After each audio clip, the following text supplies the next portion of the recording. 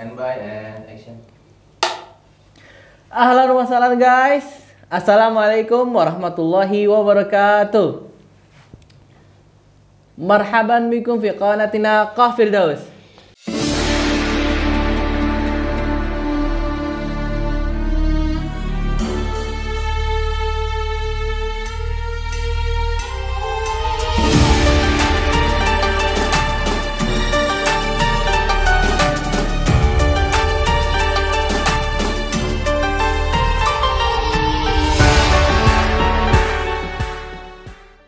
Alhamdulillah gue hari ini nih bukan kedatangan sih, pasti kalian udah tahu dong nih siapa yang di sebelah gue sekarang gitu. Kita mau ngomongin lanjutan ya lanjutan part keduanya nih kayak gimana sih. Nah tapi sebelum itu, yang belum subscribe channel Qafirdaus, subscribe sekarang juga, like, share, dan komen, dan jangan lupa juga bunyiin loncengnya, klik loncengnya, dan kalau Qafirdaus masukin video terbaru jadi kalian bisa tahu, dan pas itu datang tuh ke notifnya di atas itu loncengnya. Pokoknya jangan lupa dan don't forget. Oke nih, kita balik lagi nih teman-teman yang tadi Qafirdaus bilang, yang sebelah gua pasti udah pada tahu dong itu ini siapa, itu Ko Asen nih. Alhamdulillah kok ya bisa juga datang ke studio Qafirdaus kok. Ya, akhirnya kemarin yang sebelumnya kita yang part 1 di sana gitu kayak, akhirnya part 2 kita alhamdulillah bisa ya di sini.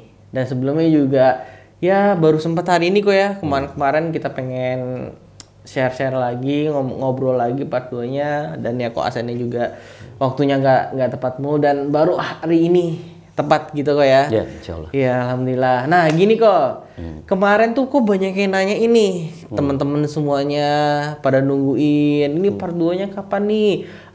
Part 2-nya kapan nih Qafirdaus gitu. Kebetulan kan emang sebelumnya tuh pas penutupan Qafirdaus bilang ada part 2 ini kelanjutannya. Ya, betul, nah, ini nih sekarang kita buat. Nah, kemarin tuh kok kalau nggak salah ceritanya itu sampai di mana di cerita tentang petir ya kok nggak salah tuh ya. Yeah. Nah itu gimana tuh kok kalau boleh kelanjutannya gitu kok? Jadi di petir itu kan sebagai tanda, sebagai peringatan dari Allah bahwa perbuatan saya untuk tentang ayat Al-Quran, tentang ayat hujan itu sebenarnya itu dipakainya untuk mengantar saya masuk ke dalam Islam aja. Nggak bisa dipakai seenaknya aja. Nah, kalau boleh dipakai seenaknya aja bisa repot. Yeah. Repotnya gimana? Jadi saya setiap waktu kalau kepengen hujan saya tinggal pakai aja. Iya sih, repot itu. Iya tuh. Orang mau kawinan, saya benci orangnya, saya hujanin aja. Kejadian dong itu. Iya. Nggak boleh kan? Nggak boleh itu. Iya. Waduh, bisa seenak lu aja dong. Makanya Allah bilang itu nggak boleh dipakai, itu cuma sebagai pintu masuk. Lu masuk Islam, udah masuk, udah sampai di sini udah selesai. Jangan dicoba-coba lagi, jangan dipakai-pakai untuk yang enggak. Dan kalau memang itu diperbolehkan, repot. Iya. Repotnya apa? Berarti saya bisa pakai buat yang enggak aja. Iya, bisa dipakai buat wafat. Iya. Saya bisa misalnya gini, saya jualan, saya dipakai buat wafat aja. Udah gitu saya taruh, udah. Akibatnya jadi apa? Masjid jadi sepi. Iya. Musola jadi sepi. Betul. Udah pakai itu aja dah, wafak aja dah. Nggak usah berdoa lagi. Orang nggak usah berdoa lagi. Iya, udah pakai itu aja. Jadi nggak boleh. Jadi Rasulullah melarang kita untuk berbuat kemusyrikan itu tuh justru untuk supaya jangan sampai bikin kayak begituan. Nggak boleh pakai sistem wafak-wafakan gitu. Harus melalui doa. Betul. Doa di masjid segala macam itu. Nah sekarang saya flashback, waktu itu kan saya waktu sebelum Islam, waktu masih kecil kan belajar tuh. Iya. Belajar Arab. Nggak mungkin, saya pikir nggak mungkin bisa masuk Islam. Kalau dari Arabnya ini udah susah. Pusing, puyeng. Udah puyeng. Nggak mungkin dah, gue nggak mungkin masuk Islam dah. Tapi begitu pas udah masuk Islam, itu kan belajar itu kan sampai berapa tahun itu, nggak bisa-bisa.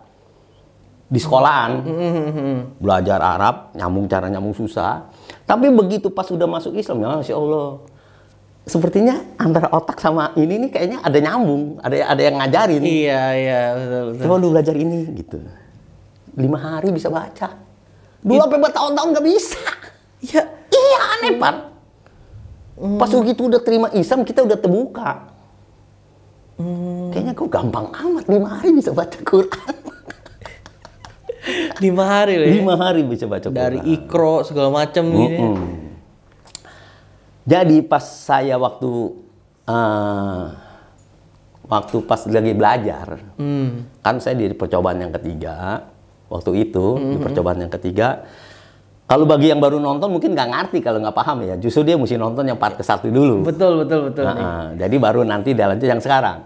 Di waktu di percobaan yang ketiga, saya itu kan belajar tuh nggak mungkin katanya di kamar tuh selama setahun tuh nggak mungkin di kamar terus. Pasti ya. Saya kan waktu itu pasti kerja, cari duit, segala macam ya dong. Nah, pas saya cari duit itu, saya kerja sama saya punya saudara, pabrik. Dia kan punya pabrik, saya sebagai sales. Dia janjiin saya mau dibawa ke Cina. Waktu itu. Mau dibawa ke Cina, mau diajak jalan-jalan. Dia ngeliat saya memang potensinya kan bagus nih ceritanya nih. Jadi dia mungkin mancing saya atau gimana. Jadi saya merasa kepengen banget jalan-jalan ke Cina. Oke dah, saya ikutin dah. Ini bos saya suatu saat malam, pas malam-malam, dia ngajak saya sekitar jam 7 sampai jam 8. Malam tuh? Malam. Pakai mobil. Saya diajak, saya duduk di sampingnya dia. Supir di depan, saya duduk di jalan. Rupanya ke rumah sakit. Rumah sakit Sumber Waras. Tahu nggak rumah sakit Sumber Waras? Ke bagian belakang, terus di situ ada tempat orang pada semayaman. Maksudnya semayam tuh di Cina tuh memang kalau orang yang meninggal itu dia disemayamkan. Artinya dibuat ini dulu supaya orang-orang pada datang kasih penghormatan. Nggak langsung dikubur kayak di Islam. Waktu itu jadi dia saudara saya, bos saya juga ngajak saya ke sana. Udah gitu ngajak, saya ngikutin aja tuh. Ngikutin dia. Dia ngajaknya ke tempat orang yang meninggal itu orang Cina.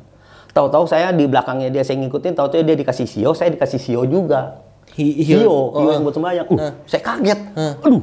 Jadi kayak gimana sih, kayak orang bengong aja gitu, kayak bengong tapi nerima. Dia sembahyang, saya ikut begini aja dah. Waduh. Jadi saya mau nolak agak enak. Saya ikut begitu ya udah gitu, udah naruh udah, udah. Terus udah, saya pikir apa nggak apa-apa ya di Islam. Saya kan udah, tapi belum syahadat, belum. Cuman waktu itu tuh lagi itu. Udah, cerita udah selesai gitu, saya ke mobil. Saya ke mobil, terus udah gitu, dia kan ngobrol tuh sama teman-temannya tuh. Pas udah sekitar 1 jam, biasanya tuh dia udah ngobrol, pamit, pulang dong. Tapi mesti pamit lagi ke orang yang meninggal. Nggak usah pakai sio, waktu itu cuman pamit gini doang gitu ceritanya. Saya pikir dia udah pamit gitu, saya mau turun nih dari mobil. Begitu saya turun nginjak dari mobil, kan malam tuh. Begitu saya turun, tiba-tiba tuh terang. Alam tuh terang. Saya kaget. Saya nengok ke atas terang. Itu rupanya itu ada cahaya bulan. Bulan itu bulat. Tiba-tiba dia malah kaget langsung masuk ke dalam mobil. Nggak boleh lu rupanya lu. Rupanya tuh rupanya mau pamit gitu, nggak boleh. Itu bulan itu terang begitu, tiba-tiba dia meledak begitu, saya juga bingung. Cuman saya sendiri yang ngedenger. Aneh kan? Orang lain mah nggak denger. Gitu. Iya, orang lain nggak biasa. Kok cuma gua sendiri ya gitu.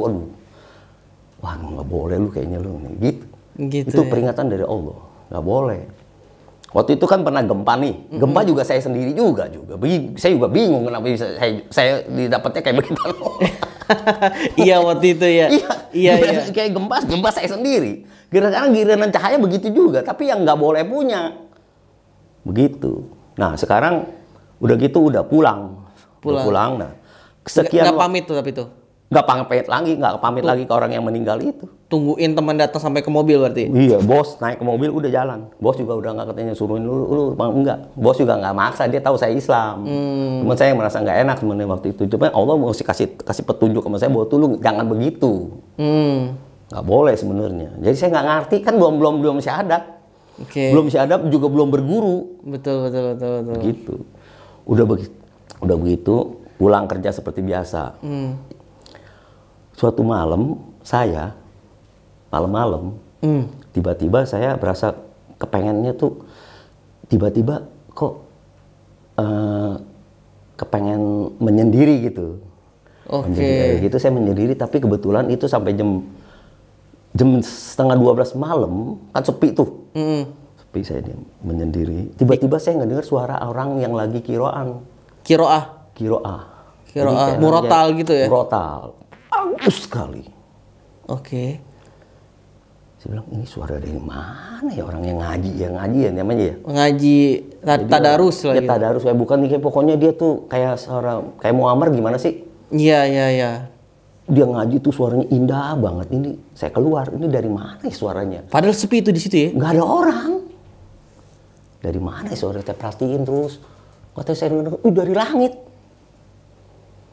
Itu dia nggak pakai napas, napasnya tuh nggak napas maksudnya dia terus saya tungguin kapan berhentinya nih. Saya nungguin terus, saya diemin aja, sampai setengah jam lebih dia nggak narik napas loh, terus begitu, tapi bagusnya luar biasa. Aduh, itu saya belum bisa baca Quran, belum bisa baca Quran. Saya itu sebenarnya kalau dipikir-pikir tanda. Kalau saya nanti bisa kayak begitu, cuman saya nggak juga itu. Bener itu bagus. Akhirnya sampai saya capek, saya masuk ke dalam rumah. Nah, pas udah sekian lama, saya sama teman-teman kan sering main nih, sering ngobrol segala macam semua. Suatu saat, saya kan masih ketemu sama perempuan, mau perempuan. Teman. Enggak, perempuan ini dia PDKT? Bukan, jadi ceritanya baru kenalan. Baru kenalan, terus udah gitu, terus udah gitu janji mau berenang. Berenangnya di Ancol. Ya udah saya mau udah kalau gitu ayo. Janji. Udah gitu janji pagi-pagi jam 8 saya janjinya kan datang ke rumah. Jadi nih saya bawa motor, saya udah bawa tuh baju berenang segala macem, udah siap nih. Begitu pas nyampe di depan pintu rumahnya dia, kan siang nih. Begitu nyampe, saya ngeliat dia di situ tuh ada tuh lagi pakai celana pendek. Begitu saya nyampe, coba nengok ke atas. Nengok ke atas? Ada bisikan kayak begitu di hati nih. Di hati? Terus nengok ke atas. Loh kenapa? Saya nengok ke atas. Itu bulan lagi. Saya kaget lagi, jalan dah lah. Waduh, gue bingung dah. Jadi itu nggak boleh sebenarnya. Nggak boleh untuk lu mau berenang-berenang di Ancol gitu. Namanya anak muda waktu itu ya teman-teman ya. Sebenarnya kalau nggak ada ledakan dia saya terus itu. Ya. Udah saya jadi takut sendiri. Itu tuh boleh nggak tuh menurut gitu tuh? Iya nggak boleh tuh. Nggak boleh ya. Udah di situ tuh. Jadi memang kisahnya saya gue bingung juga. Keadaan saya tuh memang nggak tahu bagaimana. Kejadian-kejadian yang saya alami kan memang orang kan banyak kejadian-kejadian yang aneh-aneh. Iya. Orang bisa dari mimpi, orang masuk Islam. Kalau saya justru kebanyakan kejadian dari misalnya kayak hujan, angin, awan, terus udah gitu petir, terus udah gitu suara geledek. Suara tadarus Quran. Ini bulan sekarang bulan tuh pecah gitu 2 kali. Gitu. Udah yang saya pernah alamin kayak begitu-gitu juga saya nggak tahu kenapa itu. Begitu. Jadi kalau ada peringatan-peringatan kayak sekarang ini, kalau saya masih auban juga, masih bandel juga, ketemu. Misalnya gini. Saya kalau misalnya melakukan sesuatu kesalahan gitu ya, di ujung tuh pasti ada petir. Begitu. Tapi saya nggak berani dong. Sampai segitu ya, gue? Iya, sekarang saya nggak berani lagi. Pokoknya untuk perbuatan-perbuatan yang nggak boleh punya, saya nggak berani. Kalau berani, pasti lagi. Gitu, saya nggak tahu. Jangan coba-coba. Yang coba-coba ya. Gitu. Kadang kan manusia aku coba-coba lagi ya. Gitu. Bandel gitu. Bandel iya. lagi. Nah setelah udah gitu, pas nggak lama, pas udah sekian lama, saya baru ke Lauce. Itu 2000 berapa tuh kok? Di Lauce 1996. 96, oke. Saya di situ 96, saya baru ketemu sama Pak Syarif. Syarif Tanujaya. Udah gitu, saya ajan di situ. Makanya suara saya tuh pecah sekarang ini tuh karena memang sering ajan dulunya. Saya nggak tahu mungkin dari ajan atau bukan. Pokoknya memang suara saya bisa kencang sendiri. Iya, jadi kencang. Jadi itu ajan tuh dari situ saya katakan. Baru saya di situ masuk Islam. Saya sebelum waktu itu sebelum Islam tuh, belum syahadat. Saya udah bisa ajan.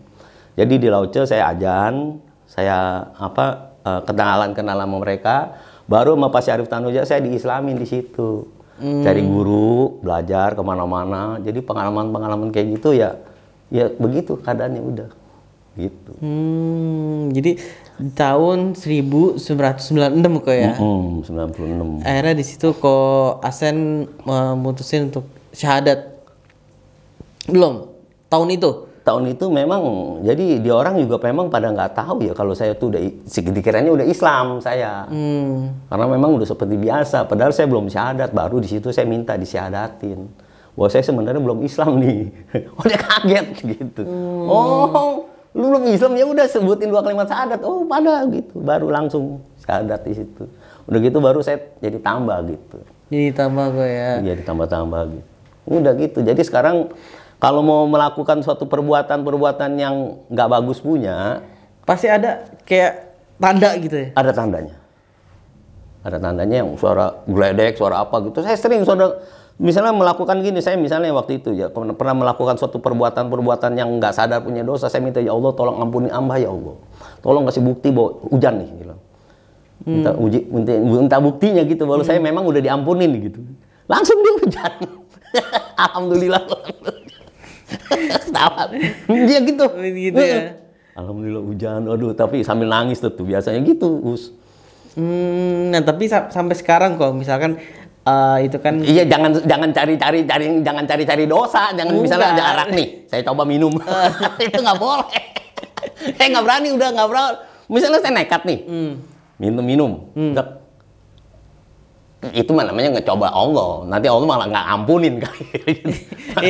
Iya, misalkan kayak ada masih kan itu kan kejadian waktu itu yang sama bosnya kosan itu kan udah lama gitu kayak ya. Nah, mungkin ada gak sih kayak kosan udah dari memeluk agama Islam gitu dari 1996. Nah, sampai hari ini 2021 mungkin kayak ada kejadian kayak mau apa ya? Bukan bandel sih, mungkin kayak kesalahan dosa-dosa dikasih itu lagi apa yang kayak sesuatu lagi kayak yang langsung itu makanya langsung. Itu kejadiannya itu dia yang saya ketemu sama cewek nih janji. Itu terakhir itu atau ada lagi masih ada salah satunya apa lagi nih kok bisa diceritain salah satunya misalnya saya ada sesuatu perbuatan yang nggak bagus punya gitu ya. Saya dikasih geledek suara begitu. Aduh ya Allah ampun gitu. Langsung cepet-cepet istighfar. Tapi walaupun itu lagi nggak hujan tapi? Biarpun nggak hujan ada suara. Gitu. Suara geledek. Gitu kayak. Iya. Jadi jangan dicari-cari. Jangan dicari-cari. Kalau dicari-cari nanti Allah ntar malah nggak dikasih lagi. Kalau nggak dikasih lagi jadi ngeri loh. Oh misalnya kayak kosan sengaja gitu sengaja, entar kalau nggak dikasih lagi berarti lu masih dalam keadaan tergantung kan bahaya. Misalnya gitu, kalau punya utang nih, misalnya punya utang 500 rupiah, kita udah takut duluan.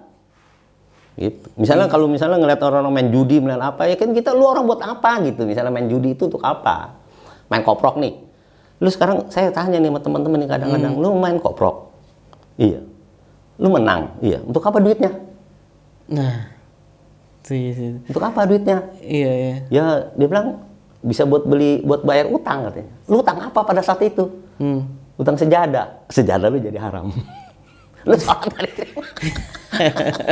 lu buat apa? Iya. Buat makan, jadi darah lu jadi haram. repot gitu. Jadi ada aja gitu. Jadi pelajaran-pelajaran gitu memang timbul dengan sendirinya. Betul gitu, Kak. memang. Nah, terus tadi Ko Hasan bilang dari tahun 1996 nih Ko, syahadat waktu itu di Masjid Al-Aqsa ya. Itu di Pasar Baru ya. Nah, jadi teman-teman pasti udah nggak asing lagi namanya Masjid Al-Aqsa itu di Pasar Baru ya. Itu bangunannya sampai sekarang tuh bangunan ala-ala Chinese gitu ya Ko ya. Merah kuning ya kalau nggak salah kan. Iya betul. Masih sampai sekarang nih Ko ya. Nah, itu kok sepanjang perjalanan Koko dari tahun segitu itu tuh ada kayak keluarga Koko gimana pas tahu tuh? Itu kalau udah masuk Islam kita memang harus berdakwah. Nah, sama keluarga. Cuman waktu itu saya sama keluarga saya sama Koko saya kasih tahu saya dakwah sama Koko ya agama Buddha nih. Sama gimana kita ngobrol sama dia tentang sharing masalah agama. Nih agama yang benar begini. Sampaikanlah walaupun cuma satu ayat. Iya, balagul ilm balagul ayat walau apa gimana balagul ayat walau apa balagul ini walau ayah ya. Jadi sampaikanlah itu kan hadis ya. Sampaikanlah sesuatu walaupun itu satu ayat. Ya, sampaikan ayat walaupun apa sampaikanlah sesuatu walaupun hanya satu ayat. Firman Allah walaupun cuma satu ayat. Jadi saya sampein dong. Udah saya sampein, ngobrol sama dia. Terus ngobrol masalah lama, terus lama-lama kan jadi panjang tuh agama Buddha nih. Dia bilang Islam bagus. Islam bagus. Kata Koko. Saya pulang. Dia punya anak, ada Kristen. Pas malamnya kan dia akan berdua ngobrol. Kristen udah tahu sendiri dah sama Islam kayak gimana. Saya ketemu lagi besokannya sama Koko. San, ya Islam jelek. Digituin. Udah didoktrin. Sebelumnya bagus. Kemarin barusan bilang mau gua bagus, sekarang lu bilang bonceng bagaimana? Gak tahu ya. Dia begitu. Gak tahu memang Islam sama Kristen begitu. Jadi kayaknya tuh udah nggak bisa akur kalinya. Saya juga nggak tahu. Kenapa sih begitu? Jadi saya cuman pokoknya tugas saya nyampein aja begitu doang sama teman-teman gitu. Katanya kita tuh maksa dia masuk Islam, nggak ada. Kan la ikrah fidin. Ya kalau dia terserah dia dah. Terserah dia, lu mau terima mau enggak terserah. Pokoknya gua nggak maksa lu masuk Islam gitu. Kita terus. Kita apa artinya syiar. Makanya dari family to family kok ya. Walaupun kokonya Ko Hasan bilang Islam itu begini gitu ya. Waktu itu ya. Terus itu sama saudara-saudara yang lain juga kayak gitu. Iya, sama saudara yang lain malah lu begini, San. Iya. Sama Koko yang satu lagi. Kenapa kok? Dulu lu pinter. Waktu dulu belum Islam. Dulu lu pinter. Nah sekarang kok lu bego? Digituin. Ya ampun. Ini orang. Ya udah kita terima aja. Daripada nanti kita ribut, kalau bilang lu yang bego kan kita ribut. Ya udah terserah gue bilang bego. Soalnya memang saya juga dulu juga begitu sebelum Islam. Waktu saya sebelum Islam juga dulu begitu. Belum terbuka. Kalau belum terbuka nggak bisa. Nggak bisa. Jadi saya waktu itu ngobrol sama orang tua saya juga, nih misalnya ngobrol sama orang tua. Pak, sebenarnya ini matahari ada yang bikin loh, Pak. Oh, nggak mungkin. Memang dari dulu udah begitu. Siapa yang sanggup? Kalau orang belum dapat hidayah begitu. Tapi kalau udah begitu dia dapat hidayah, dia baru bisa terima. Iya sih, betul Kak. Beda loh, udah beda. Pokoknya kita ibaratnya gitu. Kalau kita terhadap orang Kristen sama orang di luar Islam sama orang Islam itu ibaratnya seperti dua koin yang berbeda. Kita orang Islam sama orang non Islam ibaratnya kita ini Islam bertemu dengan alam barzakh. Betul. Ada pembatas yang benar-benar susah. Kalau di Islam ini, di dunia ini kita harus mendapatkan hidayah baru bisa terbuka otak. Enak, aneh loh. Kalau udah terbuka semuanya tuh, wah begini. Gitu. Masya Allah, betul Bener. betul kok. Belum pernah ngerasain kafir sih ya. Jangan. Ya ampun. Ya kok jangan sampai kok makanya. Nah, Kalau orang di luar Islam ngelihat Islam, udah pokoknya nggak tahu kayak gimana. emang sih. Nggak ada yang disembah masalahnya, Us. Paham kalau Nggak masalah. ada yang disembah. Dia orang harus ada yang disembah, harus ada fokusnya. Kalau lu yang disembah nggak ada, makanya dia bingung. Makanya ini bingung. Jadi udah kayak ada pembatas. Maka lu harus dibutuhkan hidayah supaya kalau Allah udah buka, baru bisa terbuka. Oh, jadi kalau sekarang, iya. dulu saya kalau ngeliat orang Islam begitu. Tapi begitu udah masuk Islam, ya Allah. Semua kebuka. Jadi lucu. Iya sih kok paham. Saya nggak usah ngomongin, dia pokoknya lucu aja dah. Iya ngerti. Iya. Dan juga pernah waktu itu dapat sih ada momen di kayak gitu. Kok gini ya gitu, kok gini ya gitu sih dalam hati. Itu nanya baik lagi waktu itu nanya ke papa kan. Itu baik lagi tuh dapat hidayah kitanya. Hidayah. Gitu ya.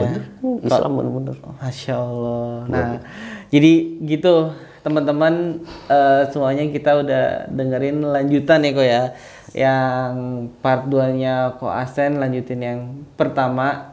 Gimana ceritanya Ko Asen tentang dia dari hujan, terus tadi tentang lanjutin tentang petir, tentang gimana apa tuh tadi bukan matahari apa? Bulan.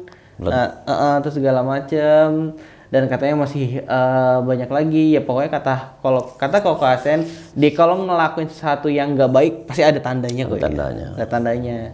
Nah, tapi jangan dicari-cari. Tapi ya itu dia jangan dicari-cari. Kalau dicari-cari mah ya iya sama aja gitu. Iya, nggak boleh. Oke. Nah, jadi Ko Asen makasih kok ya udah mau berbagi sharing nih, soalnya teman-teman banyak yang nanya juga kan nih. Part 2-nya mana nih? Coffee Daus mana nih? Coffee Daus. Nah, jadi sekarang nih udah terlaksana, kita udah ini juga. Ya, semoga mau lanjut masih ada part 3-nya nih kok. Gimana nih? Tanya subscriber dulu kali ya. Kalau misalnya ada mau part 3-nya kok ya.